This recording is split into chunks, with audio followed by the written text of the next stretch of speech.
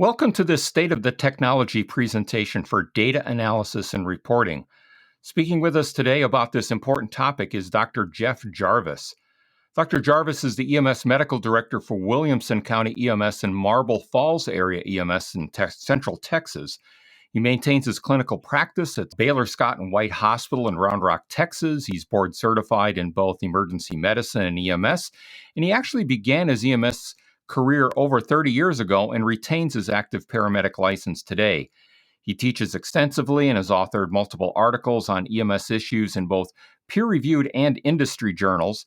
His research interests include airway management and clinical performance measures, and he discusses EMS research on his podcast, the EMS Lighthouse Project podcast. Welcome, Dr. Jarvis. Mick, thank you so much for the invitation.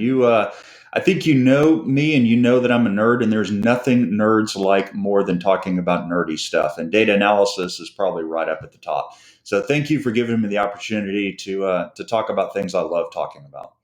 Absolutely. Perfect choice for this topic.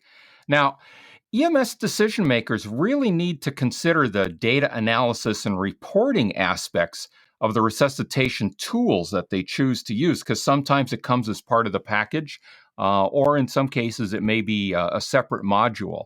But what sort of things would you share with our viewers about things they should look for when making purchasing decisions and factoring in the data analysis and reporting aspects? Well, I have an interesting take, at least I think it's interesting, take on what people should look for. I don't really want to tell anybody what to look for because I think they can make those decisions up on their own. But what I will tell you is what I look for. And typically when I'm evaluating a product, I want to learn what other people look for. I get a little tired of people telling me what to look for. So I want to know what they find valuable. And here's what I find valuable. When I'm looking at a clinical product, I want to start with the end goal in mind. How is this product going to help me drive improvements in things that matter to my patients? Now, I love technology just for the pure sake of technology, but I really need to focus on how is this whiz-bang cool technology going to translate to direct improvements in patient care. And since we're talking about resuscitation, if you start with the end goal in mind, you have to ask yourself, what are the parts of resuscitation that are most associated with that end goal? So what are the things that are most associated with improving outcomes from cardiac arrest and resuscitation? So there are two things that I see. So we know what really matters is good, high quality compressions, minimally interrupted compressions, good release, good depth, good rate. We know that ventilations probably matter more so in what we don't do than what we do. And we know early defibrillation with very few pauses is what matters. That's not real sexy, but that's the stuff that matters. And it turns out it's hard to do all on your own. As a matter of fact, it's almost impossible to do all on your own. We need systems to help us meet those objectives. And that's really where the technology should come in. And I think the big monitor defibrillator vendors have done some really good work in helping provide real-time data to the medics. But I think when I'm evaluating the product, I want to know how well does the way that you are making that data visible to my medic, how well does that work in real time?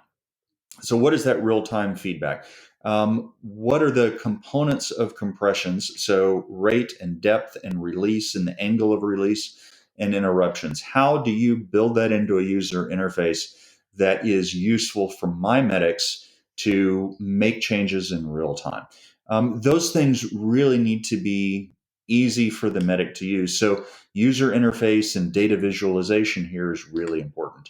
If you can't understand it in the heat of the moment when you're very distracted, appropriately so, and focused on doing the things and you don't have time to interpret the data, the way you display the data is really, really important. Next up, thinking about the medic. I'm a big believer that the real value in technology is when that technology is seamless and invisible. So The data, you can have wonderful, wonderful data on the device, but if it doesn't get somewhere where we can look at it after the fact, we're going to harm our overall system improvement effort. So the data needs to be able to migrate easily and seamlessly up to wherever it goes to. Almost always now, that's going to be the cloud, some version of the cloud. And it needs to do that with as little human interaction as possible, preferably no interaction. So if the medic has to take a card out and copy it over somewhere, that is going to fail. Huge point of failure. So minimize those points as much as possible. Then that's a real-time event and what the medic has to do. Then I also like to look at what is the after event, what is the after action review. And what we need is easier analysis of both the event and the ability to aggregate data and look at overall events. So, what I need is to see second by second variables throughout the lifespan of the code. So, most of the software packages from our vendors that are out there now are really doing a good job of trying to make this visible to us, but they're exposing it and summarizing it for us in chunks, whether it's some sort of interval. Here's what you're doing every 5 minutes or every 30 seconds or every minute. And that's a great way to visualize the data. But when I want to get into it and analyze it, I want to be able to do it with second by second. That needs to be exposed to us. The other thing that I really want to see from these analysis packages is the ability to automate the metric calculation. And again, we're starting to see this, and it's really, really good. What is the overall compression fraction? And that's good. The proportion of times that I need to be doing compressions, how often am I doing it? And our monitors are getting better at figuring out when we need to do compressions, but right now they're not perfect. So we need to be able to modify what the computer thinks is the time of cardiac arrest when we should have been doing compression. Some packages let us do that, others don't. I think we need to continuously, as buyers, provide pressure on our vendors to let them know the improvements we need, and I think that's a big one. Um, we need to be able to look at those metrics for an individual case, and almost everybody to some extent is doing that now. So, what was the compression fraction for this code? What were the total number of compression interruptions? How many were above a certain duration? So, how many interruptions did we have that were more than X number of seconds? And X, by the way, really needs to be customizable to my department. While one department may say, look, we're okay with no more than a 30-second interruption, and I wouldn't advise that, by the way. Other departments are going to say, no, I want 10 seconds, or we are striving for 5 seconds. Whatever the number is, that's something that we need to be able to customize on our end. So automatically generate those metrics and then show us for the case, but record those as discrete data elements so that I can then look at those over time. So that's the value of aggregating data. And it would be really nice if the platforms will help ease that for us. So generate the metrics, but allow us to look at it over time. And the single best way that I'm aware of to look at that is with run charts. So looking at compression fraction is a really simple one. I want to be able to display over time, so on a month by month basis, a quarter basis, some interval that I define. I want to be able to look at that over time and see, are we improving or are we not improving? So run charts, those are really, really important. And I would like our analysis software to do that for us. And then the additional element that so far I haven't seen any platform do, but I would really, really like, is for agencies who need to be able to dig deeper into the data and have the capability. I want to be able to bring my own reporting tools. So if I want to use Tableau or I want to use SQL, all right, I'm an R guy myself. I want to be able to use R. Somebody else wants to use Power BI. whatever the analysis tool, we should be able to use the tools that we're comfortable with and we have integrated into our system's workflow. We should be able to use that to analyze this data. And what that means is that the vendors need to give us open source data elements.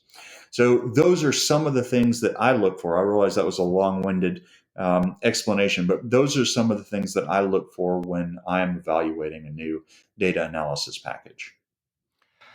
Dr. Jarvis, how valuable do you feel it is to aggregate data from different devices on the same case? For example, having the non transport medical first response agency might get on scene with their AED. They may have been preceded by a public access defibrillator. Then we have the manual defibrillation with the transport crew.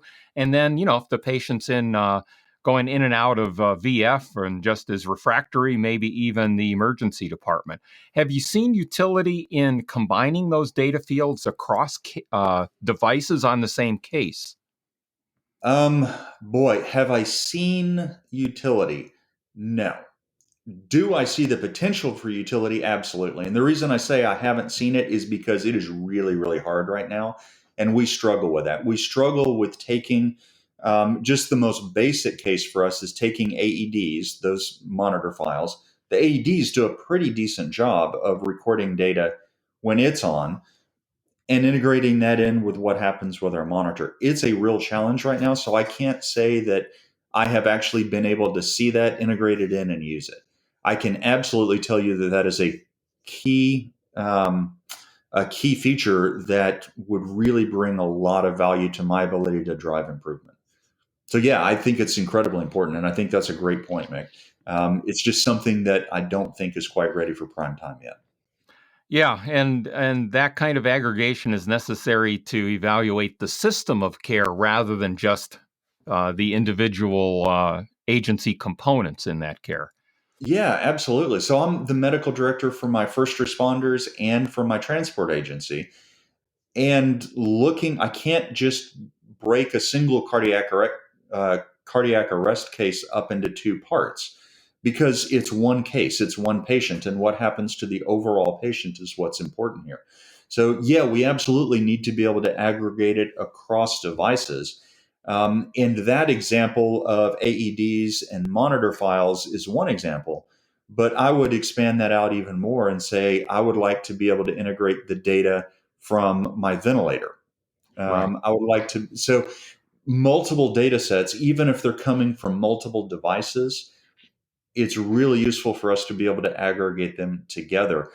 And I recognize the challenge for our vendors in that, but there is a relatively easy answer to this. So the challenge is so if vendor A makes my AED, and vendor B makes my monitor defibrillator, and vendor C makes my ventilator, it's an easy answer for vendor B to say, look, vendor A and vendor C, those are all proprietary. I can't integrate that. You're going to have to talk to them.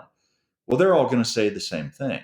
I remember back in the early 90s, back when I was using the Windows world, and I would buy a Dell machine. Great machines, by the way. Thank you for buying Dell. They help pay my taxes in Williamson County. So buy more Dells. I love them. But I would call Dell for technical support, and they would tell me to call Redmond. It was a Microsoft product, and I would call Redmond, and they would tell me to call Round Rock. It was a Dell problem, and basically, I would never get an answer. The way to do this, I don't know that it's realistic to expect every one of the vendors to make their software read other people's, but just make your data files available in an open source format. And if you do that, other people, third party reporting agencies will be happy to consume that data. So yeah, I think it's critically important. Yeah, yeah. And that kind of ties into my next question, Dr. Jarvis, about best practices.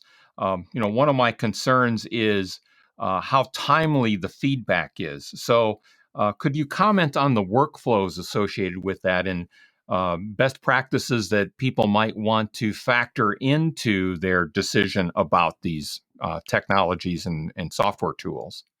Sure. So, Mick, there are two ways to answer that question. One is what, and I think they're both critically important. One is what are the best practices of improvement science, and the other is what are the best practices of data analysis. and they're not necessarily the same. So, from an improvement science standpoint, it doesn't really depend on the machines. You need to provide feedback to your users as rapidly as possible. The sooner we get feedback, the better it integrates. Teachable moments have a very short duration. Their lifespan is not all that long. If you provide feedback to how somebody did on a cardiac arrest 3 months after the cardiac arrest, you may as well not even provide it. So you have to be able to do it rapidly. Now, from a vendor standpoint, the my ability to do that rapidly as a medical director is dependent on how rapidly I can get the data into my hands, and then how rapidly and how easily the reporting tools can get the actionable data. So that data collection needs to be frictionless. So as little work on the medic as possible. So basically, when the medic is collecting data, the system and the tools need to make it harder for the medic to not report it than to report it. So it has to be just built in.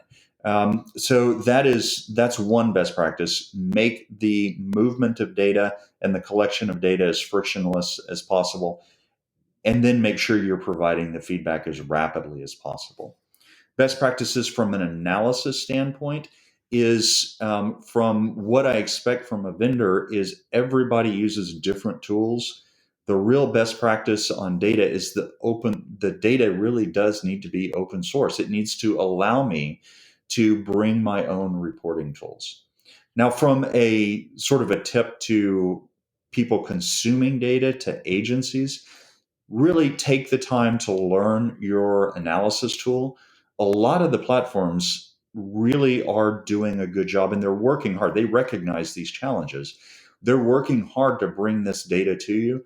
But I think a majority of agencies, maybe not a majority, many agencies, don't make full use of the data that's already there. So make sure you take the time to learn how to use those tools. And then finally, on just how to best practices for analyzing your data. I think probably the most important thing is understand that your conclusions when you're looking at data are only as good as the data themselves. And you have to understand two things about data. How were they collected, and what was the context in which they were collected? So if you're looking at metrics and you're looking at time off of chest coming from a monitor, you need to know how do they calculate that? What is it including? When does it start? When does it end? Because that makes a big impact on how you can conclude it. Meaning, what do you make a change based on this data?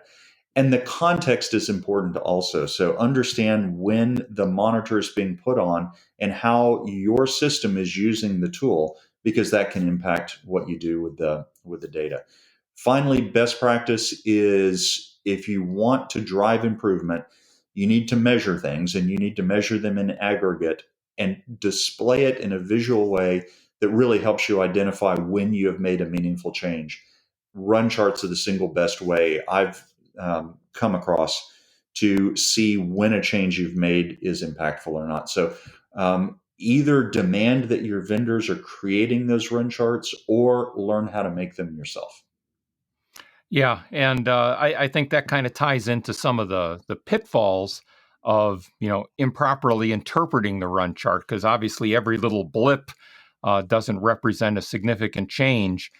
Something that helps us discriminate between common and special cause variation, would be helpful. But Yeah, there's also a learning curve to us as the users sure. to be able to digest that information, even if the vendors provided it for us. We have to understand those concepts, of course.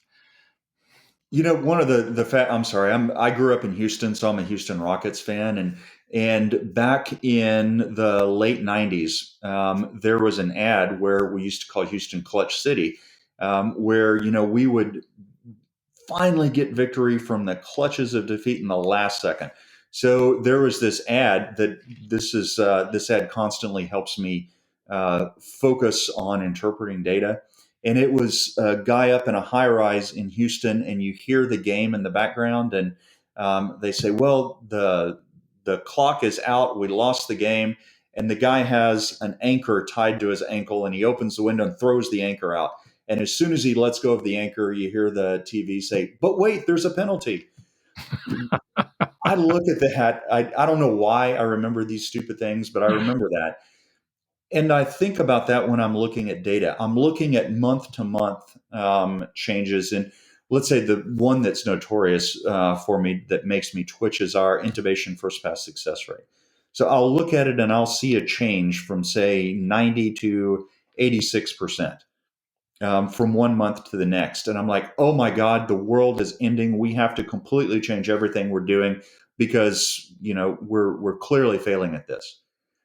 And if I would just, and actually I have a guy, John Gonzalez, who works with me, who it seems like his primary job is to tell me to take a deep breath. I take a deep breath.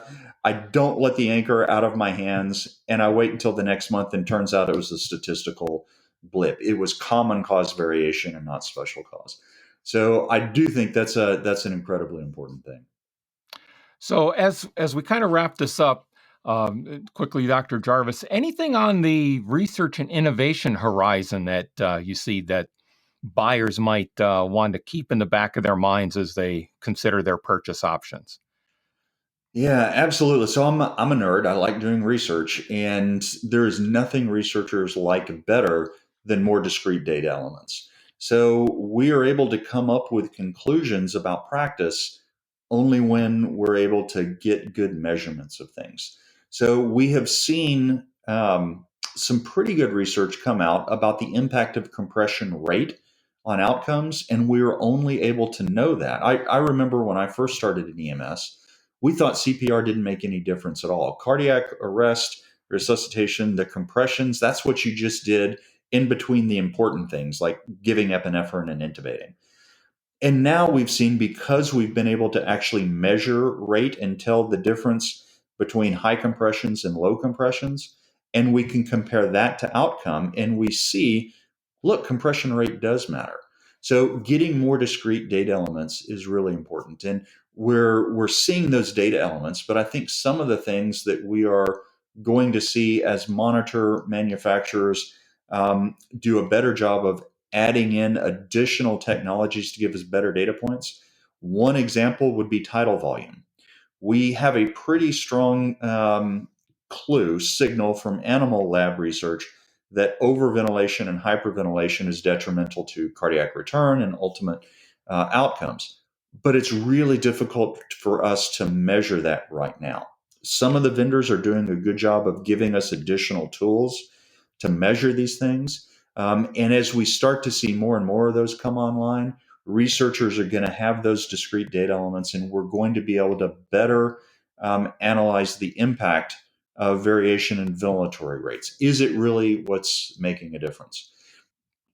No, all great points, and a lot of potential out there. So hopefully the vendors will pay attention to this and start gearing things up accordingly. But thank you, Jeff, for taking some time to help us all better understand what should we be considering when we're contemplating the purchase of these kinds of technologies.